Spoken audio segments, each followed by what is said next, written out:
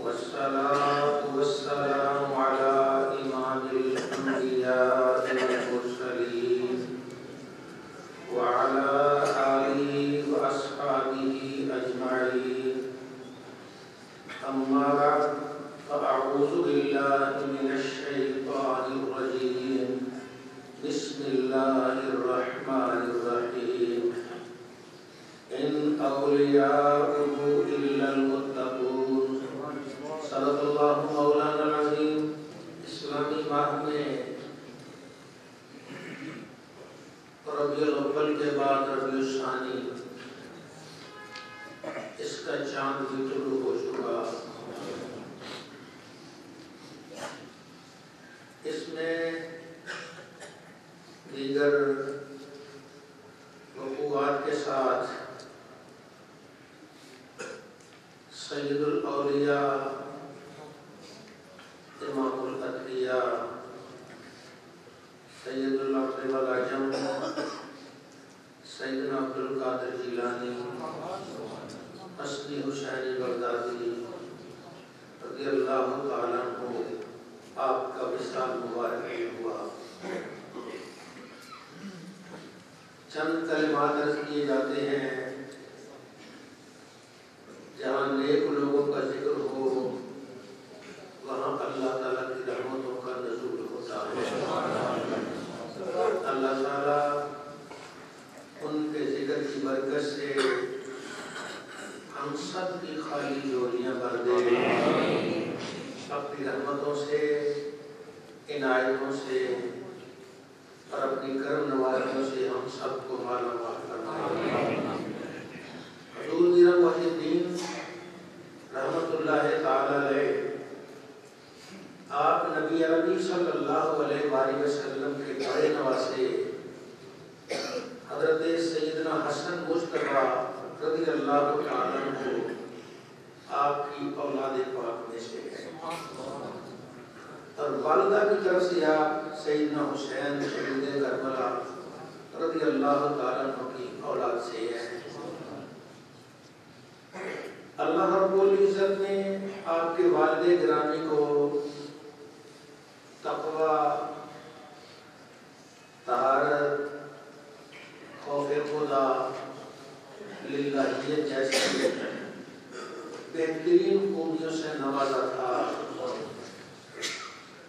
جسے ان میں سے ایک بھی خوبی مل جائے وہ اللہ والا بن جاتا ہے. اللہ تعالی ہم سب کو اپنی رضا کی خاطر کام کرنے کی توفیق عطا فرمائے. آپ کو جہاد سے شغف تھا. سیدنا موسیٰ آپ کا نام ہے اور ابو صالح آپ کی کنیت ہے، آپ کے والد گرامی. عبادت و ریاضت کرتے ہیں، اللہ تعالیٰ کرتے ہیں، ذکر و فکر کرتے ہیں. راتیں رب کی یاد میں بسر ہوتی ہیں، سجدہ کرتے، کبھی مناجات کرتے، تلاوت قرآن کرتے یا اس کو بہاتے ہیں. اللہ کی بارگاہ میں وہ روتے رہتے ہیں. حضرت شیخ سعدی رحمت اللہ تعالی علیہ آپ سے کسی نے پوچھا تھا حضور لیلۃ القدر کون سی ہے؟ فرمایا ہر شب شب قدر گر تو قدر جانی. ہر رات لیلۃ القدر ہے، شرط یہ ہے تجھے رات کی قدر کا پتہ تجھے ہے.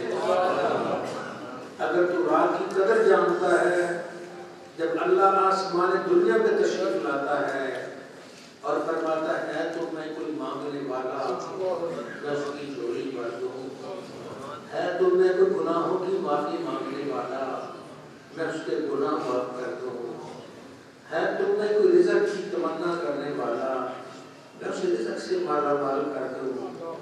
ہم رزق کے لیے تو پورا دن مارا مارا پھرتے ہیں، لیکن اس گھڑی جس کی ہاتھ میں رزق کی ساری کچیاں ہیں، سارے خزانے ہیں، جب وہ ہمیں ندا دے رہا ہوتا ہے ہم خواب غفلت کے مزے لے رہے ہوتے ہیں یا کچھ گپیوں میں مصروف ہوتے ہیں. اللہ تعالیٰ اہل ایمان کو ہدایت نصیب فرمائے. عبادت اور ریاضت ذکر و فکر میں اپنی زندگی گزار رہے تھے، تمنا تھی کہ اللہ کے راستے میں اپنی جان قربان ہو جائے، دشمن سے لڑ جاؤں، خون کا آخری قطرہ تک اللہ کے راستے میں بہا دوں۔ وہ سامان اس دور کا نیزہ تلوار وغیرہ لیے اس علاقے کی طرف جا رہے ہیں جدھر جہاد ہو رہا ہے۔ گزرتے گزرتے کئی دن کے بھوکے بھی ہیں، پیاسے بھی ہیں، علاقہ ہی ایسا ہے۔ اچانک ایک دریا نظر آیا، شکر کیا، اترے نیچے، پانی پیا، اللہ کا شکر ادا کیا۔ پھر بھوک لگی تھی، ایک بہتا ہوا سیب نظر آیا، اس کو لپک کے پکڑ لیا، پکڑ کے اس کو کھایا۔ سیب کسی اللہ والے کے باغ کا سیب، اور تقدیر نہ بدلے تو وہ اللہ والے کے باغ کا سیب نہیں ہوا کرتا۔ اللہ والوں کے کام میں، اللہ والوں کے پانی میں بڑی تاثیر ہوا کرتی ہے۔ جو کوئی عقیدت و محبت سے پی جاتا ہے، رب تعالیٰ اس کے باطن کو پاک و صاف کر دیتا ہے۔ آپ نے وہ سیب کھایا، اچانک اس سیب نے اپنا رنگ دکھایا، خیال آیا آج تک میں نے کوئی مشتبہ چیز نہیں کھائی، کوئی کسی کا مال نہیں کھایا، حلال روزی کھاتا رہا ہوں، یہ بھی تو آخر کسی کی ملکیت ہے، اس کا مالک کون ہے؟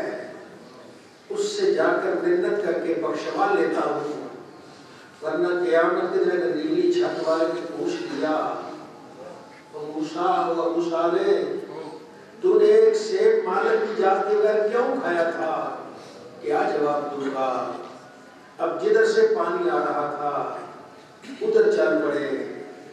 تھوڑی دور کے بعد ایک سیبوں کا باغ نظر آیا کہ جس میں ہوا چلتی تو سیب ٹوٹ کر پانی میں گر جاتے، یا جانور کو چونچ مارتا تو سیب پانی میں گر جاتا۔ اب انہیں یقین ہو گیا کہ یہ کسی باغ کا سیب ہے۔ باغ کے اندر چلے گئے اور جا کے باغبان سے، مالی سے پوچھا، بتا اس باغ کا مالک کون ہے؟ اس نے کہا ہمارے آقا، ہمارے سردار، ہمارے پیشوا، ہمارے روحانی رہبر حضرت سیدنا عبداللہ شوقی رحمۃ اللہ علیہ، یہ پیشوا ہے۔ کہاں ہیں؟ وہ باغ کے اندر کمرہ بنا ہے، اس میں تشریف فرما ہے، چند عقیدت مند بھی ساتھ ہیں، اجازت ہے جانے کی؟ جاؤ، چلے جاؤ۔ وہ گئے، دروازے پہنچے، السلام علیکم ورحمۃ اللہ وبرکاتہ کہا۔ انہوں نے جواب دیا، میں آؤ بیٹا، کیسے آنا ہوا؟ کہ حضور اتنے دنوں سے بھوکا تھا، دریا کے کنارے آ رہا تھا، ایک بہتا ہوا سیب آیا، میں نے کھا لیا، مجھے گمان ہے کہ آپ کے باغ کا سیب ہے، ان سیبوں جیسا ملتا جلتا سیب تھا، آپ مجھے اللہ کے لیے معاف کر دیجیے، آپ کی اجازت کے بغیر میں نے کھا لیا ہے۔ اب یہ الفاظ بڑے حیران کن ہیں، یہ بڑی گہرائی تک جاتے ہیں کہ کوئی کیا کہہ رہا ہے، دریا سے بہتا ہوا سیب کھا لیا، اس کا کون مالک ہے؟ وہ تو آ گیا، چلا گیا، کہیں اور چلا ہے، پتہ نہیں کہاں سے آیا۔ آپ نے دل میں سوچا اس شہباز کو اگر قابو کر لیا جائے تو اس کی پرواز پہ سدرہ سے نیچے نظر نہیں جائے گی۔ اور کہا بیٹا معاف تو کروں گا لیکن ایک شرط ہے۔ کیا شرط ہے؟ میرے باغ میں 12 سال تک باغبانی کرو، اسے پانی دو، یہاں سے خوش و خاشاک دور کرو، جڑی بوٹیاں نکالو، جیسے مالی اور زراعت پیشہ لوگ کرتے ہیں ایسے باغ کو صاف کرو۔ حضور ایک سیب کھایا ہے، اتنی سزا 12 سال؟ میں نے نہیں تجھے بلایا، خود آئے ہو، جاؤ، میں نہیں معاف کرتا، جاؤ تم، جانو تمہارا رب جانے۔ دل سے آواز آئی، اے ابو صالح اگر قیامت کے دن تو اتنی بات تو ریاضت کرتا رہا، اس نیلی چھت والے نے پوچھ لیا ایک سیب مالک کی اجازت کے بغیر کھایا تھا تو کیوں کھایا تھا؟ میری زندگی کی ساری کمائی گئی۔ کل کا حضور میں تیار ہوں۔ آپ خوش ہوئے، سینے سے لگایا، فرمایا بیٹا اب باغ کی باغبانی کرو۔ وہ باغ کی باغبانی کر رہے ہیں، وہاں سے جڑی بوٹیاں ان کو باہر نکال رہے ہیں، جنہیں اپنی زبان میں گوڈی کرنا کہتے ہیں، نکال کے وہ کسی اور رنڈے کے ساتھ وہ وہاں سے خس و خاشاک نکال رہے ہیں۔ ادھر والا ادھر اللہ والا ان کے دل کی نگہبانی کر رہا ہے، ان کے سینے سے خس و خاشاک نکال رہا ہے۔ وہ پانی دے رہے ہیں، یہ دل کو معرفت کا پانی دے رہا ہے۔ 12 سال گزر گئے، 12 سال گزرنے کے بعد جب پورا باغ تیار ہو گیا، 12 سال کی محنت پہ کیوں باغ تیار نہ ہوگا؟ کیسا عظیم الشان باغ تیار ہو گیا۔ حضور اب معافی ہے؟ فرمایا نہیں، ابھی تو ایک شرط پائی۔ حضور نے ایک ہی شرط پایا، اب بھی ایک شرط معافی چلے جاؤ، میں نے کون سا تمہیں روکا؟ جی فرمائیے میری ایک بچی ہے جو پاؤں سے لنگڑی ہے، ہاتھ سے لنگی ہے، اندھی ہے، بہری ہے، گونگی ہے، اسے اپنے نکاح میں لے لو۔ ہر انسان سوچے اتنی بڑی سزا، خود پیکر حسن و جمال ہے، آل رسول ہے، اور اس کی زندگی میں کوئی گناہ نظر نہیں آ رہا، اسے یہ سزا مل رہی ہے، لیکن اچانک خیال آیا کہ اگر نیلی چھت والا اس بات سے راضی ہوتا ہے تو میں یہ شرط بھی قبول کرنے کے لیے تیار ہوں۔ کہتے حضور مجھے قبول ہے، جو بھی آپ دے کے قبول ہے معاف کر دیجیے۔ نکاح پڑھا دیا، شام کا رات کا وقت ہے، فرمائیے تیرا کمرہ اس میں چلے جاؤ، اس میں تیری اہلیہ گئی ہے، بیٹھی ہے۔ وہ اندر گیا کمرے میں، ایک لمحے کے بعد چیخے مارتے ہوئے باہر آ گئے، حضور غلطی ہو گئی، آج تک میں نے کسی غیر محرم کو دیکھا نہیں، وہاں تو حسین و جمیل لڑکی بیٹھی ہے، اس پر نظر پڑ گئی ہے، خدا کے لیے مجھے معاف کر دیجیے۔ غلط کمرے میں چلا گیا، تو میں بیٹا تیری اہلیہ وہی ہے، حضور آپ نے تو کہا تھا اس کی ٹانگیں نہیں، اس کے ہاتھ نہیں ہیں، اس کی آنکھیں نہیں، اس کے کان نہیں، اس کی زبان نہیں۔ بیٹا سن لے، آج تک اس نے گھر کی دہلیز سے باہر قدم نہیں رکھا ہے، سمجھ لے اس کے پاؤں نہیں ہیں، آج تک اس نے اپنا ہاتھ کسی غلط کام کی طرف بڑھایا نہیں ہے، سمجھ لے اس کے ہاتھ نہیں ہیں، آج تک اس نے کسی غیر محرم کو دیکھا نہیں ہے، سمجھ لے اس کی آنکھیں نہیں ہیں، آج تک اس نے زبان سے غیبت تک چغلی تک نہیں کی ہے، سمجھ اس کی زبان نہیں ہے، کوئی غلط بات نہیں سنی ہے، سمجھ اس کے کان نہیں ہے۔ بیٹا مبارک ہو، جہاں تو پہنچا ہوا ہے تیری اہلیہ اس سے بھی 4 آدمی۔ آج ہم بھی چاہتے ہیں کہ ہمارے ہاں بھی اولاد نیک ہو، ہمارے ہاں بھی عبد القادر جیلانی پیدا ہو، ایسے نہیں ہوتا، اس کے لیے پیچھے ماں باپ بھی اعلیٰ قسم سے چاہتے۔ یہ درخت، یہ پھول ایسے نہیں ہر درخت پہ نہیں اگتا، یہ قسمت والے درختوں پہ ہوا کرتا ہے۔ آخر شادی ہو گئی، عرصہ گزر گیا، پھر اس بے نیاز اللہ نے اول عمر میں جوانی میں اولاد نہیں دی، جب عمر ڈھلتے ڈھلتے آخر عمر کو پہنچے، عمر کا کافی حصہ جوانی کی منزلیں طے کر کے بڑھاپے کی طرف جانے لگے، پھر اللہ تعالیٰ نے ایک نور نظر عطا کیا جسے دنیا آج عبد القادر جیلانی۔ جب ذکر کر کر کے اللہ اللہ کر کے رب کو یاد کر کے ان کا جسم سر سے لے کر پاؤں تک نور ہی نور ہو گیا، پھر رب تعالیٰ نے انہیں نور نظر بھی نور والا عطا فرمایا۔ اب اتفاق ایسا ہے، بچہ پیدا ہوا، رمضان مبارک ہے، بچہ دل کو ماں کا دودھ ہی ایسے سونا کہ بچہ ماں کا دودھ ہی نہیں پی رہا، دل کو نہیں پی رہا، سورج غروب ہوتا ہے پھر پیتا ہے۔ وہ جو پہلے دن سے شریعت کی پابندی کر رہا ہے، دنیا میں آتے ہی شریعت مطہرہ کی پابندی ہے، نبی کریم صلی اللہ علیہ وسلم کی شریعت کی پابندی ہے. آج ہم بھی ایسے لوگ ہیں جو نہ نماز پڑھے, نہ روزہ رکھے, نہ طہارت کا پتہ ہو, سب بے ڈھنگا سا لباس پہن لے, ہوا کر لے, اس کے پیچھے چلے جاتے ہیں. وہ شریعت مصطفیٰ کے غلاموں, تم ان دیوانوں کے پیچھے جانے والے نہیں ہو. جانا ہے پیچھے تو کسی عبد القادر جیلانی کے پیچھے. اللہ رب العزت کی مہربانی کہ آپ عبادت, آپ پہلے دن سے شریعت کی پابندی کرنے والے ہیں, اگلے سال اختلاف ہو گیا, پتہ نہیں چلا چاند طلوع ہوا ہے یا نہیں ہوا. لوگ آگے آپ کے دروازے پر آپ کی والدہ سے سوال کیا صبح چاند روزہ ہے کہ نہیں ہے, میں کچھ نہیں بتا سکتی. اگر صبح میرے بیٹے عبد القادر نے دودھ نہ پیا تو سمجھ رات چاند طلوع ہو چکا ہے. صبح آئے, پوچھا میں نے بڑی کوشش کی ہے دودھ پلانے کی, بیٹے نے دودھ نہیں پیا. پھر تھوڑی دیر کے بعد شہادتیں آ جاتی ہے کہ فلاں جگہ چاند نظر آ گیا ہے. تو یہ اللہ والے ہیں جو شریعت کی پابندی کرتے ہیں.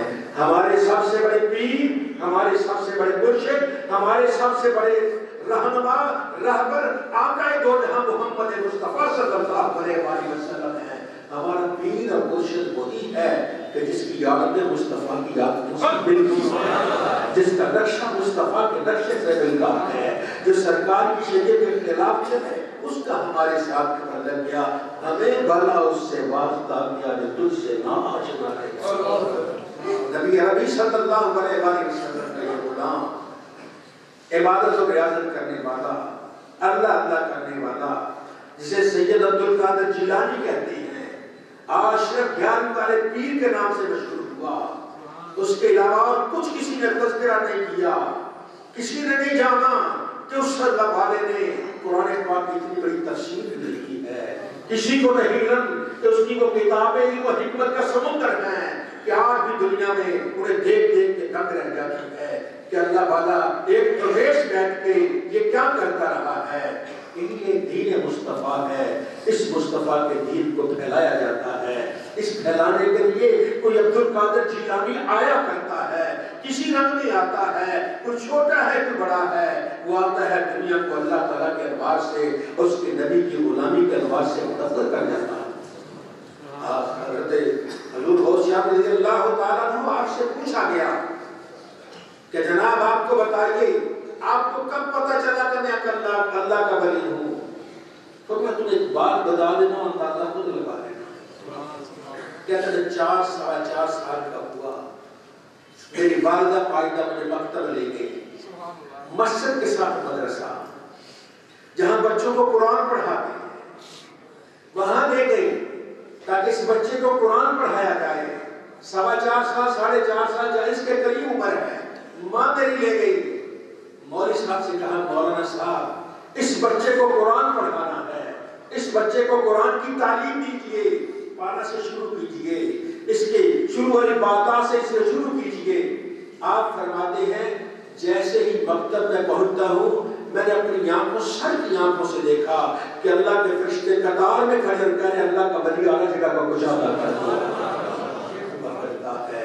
اللہ کی عنایت, اللہ کی رحمت, اللہ کی برکتیں ہوا کرتی ہیں کہ 4.25 سال کی عمر ہے, آپ کو سر کی آنکھوں سے فرشتے نظر آ رہے ہیں. یہ اللہ عطا فرماتا ہے. ذالک فضل اللہ یؤتیہ من یشاء, یہ اللہ کا فضل ہے جسے چاہتا ہے عطا فرماتا ہے. آپ عمر گزرتی گئی, وہاں کے علوم حاصل کر لیے, علوم حاصل کرتے کرتے 18 سال کی عمر ہو گئی. اب وہاں کا علم تو گیلان کا علم تو سارا ختم ہو گیا. اس کے بعد اچانک آپ بیٹھے تھے, تو کام کرنا چاہیے, کیا کرنا چاہیے؟ دکانداری کرتا ہوں, جہاں تو جھوٹ بولنا پڑتا ہے, میرے تو بس کی بات نہیں ہے, دکانداری میں کیسے کروں گا, ملازمت کروں, لوگ گالیاں نکالتی ہیں, جو آقا ہوتا ہے مالک ہوتا ہے وہ گالیاں نکالتا ہے, بلا فرق ہے. یہ بھی مجھ سے برداشت نہیں ہوگا, فلاں کام کروں, فلاں کام کروں, فلاں کام کروں, سمجھ نہیں آ رہی کیا کروں. اب جوان ہوں, کچھ نہ کچھ تو کرنا ہے, زندہ رہنے کے لیے کچھ نہ کچھ تو کیا جاتا ہے, کوئی نہ کوئی تو ہاتھ پاؤں مارنے پڑتے ہیں.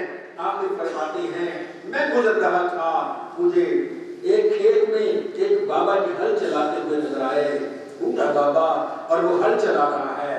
میں نے دیکھا, میں نے یہ کام ٹھیک ہے، حل کے پیچھے اگر کوئی بھائی چلان آ جائے انہیں بعد میں مزدوری مل جائے گی، گردن مل جائے گی، تو سبزی مل جائے گی، جو بھی مل جائے گا، گھر کا گزارا ہوتا رہے گا۔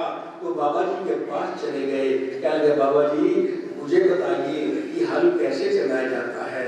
بابا جی بھی تھکے ہوئے تھے، وہ کہنے لگے بیٹا آؤ، یہ جیسے میں نے اس حل کے پیچھے ہاتھ رکھا ہے تم بھی ہاتھ رکھو، اور ہاتھ بڑا زور سے رکھنا تاکہ یہ بیل نیچے والا جو ہے اس حل کا وہ حصہ وہ زمین میں رہے۔ تم دیکھتے جانا، میں دیکھ رہا ہوں، جہاں تم غلطی ہونے لگی میں تمہیں سیدھا کر دوں گا، اس لائن پہ سیدھے سیدھے چلتے جاؤ۔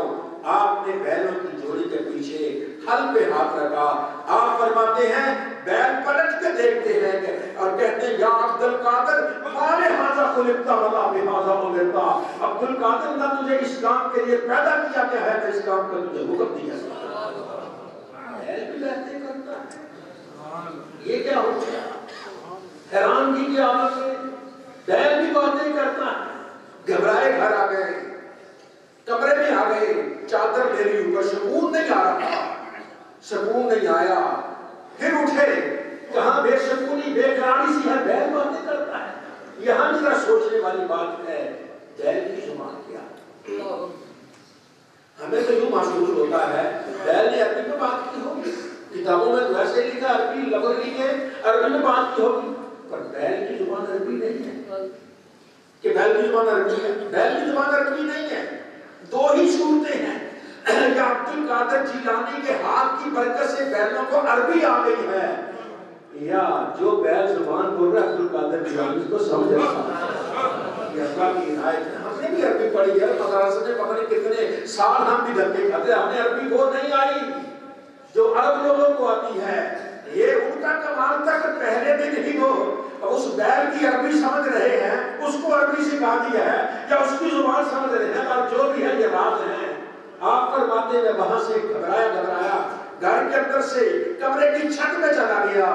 جس کمرے کی مکان کی چھت پہ گیا، اتفاق ایسا تھا وہ 9 ذی الحج تھا، اگلے دن بڑی عید تھی، عید الاضحیٰ تھی۔ آپ فرماتے ہیں میں نے ایسے نظر دوڑائی تو مجھے عرفات کے میدان میں حاجی اللہ کو یاد کرتے حالت قیام میں نظر آ گئے، ایران سے مجھے عرفات کے حاجی نظر آئے، دل نے آواز دی عبد القادر اگر یہاں بیٹھے تجھے عرفات کے حاجی نظر آ کرتے ہیں تو تجھے یہاں بیٹھے عرفات کے پیدا کرنے والا بھی نظر آنا چاہتا ہے۔ پھر وہاں سے آپ نے ماں سے عرض کی اللہ تعالیٰ اس نفوس سے کچھ کیا کر سکتے، ہم سب کے بھی رحمت اور برکت نازل فرمائے۔